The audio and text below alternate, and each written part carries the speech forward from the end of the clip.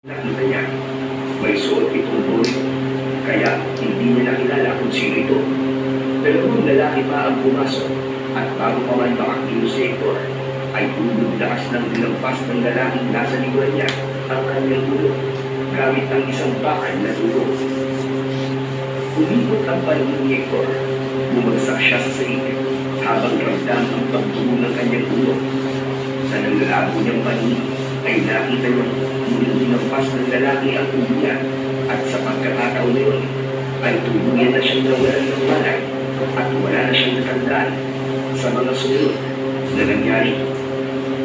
Maraming ininulat ni Hector ang kanyang mga mata. Sa una ay malabo ang paningin niya, kaya muli siyang pulitin.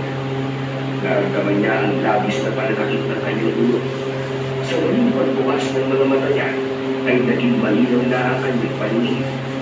Doon niya napagtanto na nasa ospital siya. Nakahiga siya sa isang hospital bed at may nakakabit na dextrose sa kanyang kamay. Ang unang pumasok sa isip ni Hector ay ang kanyang mag-ina.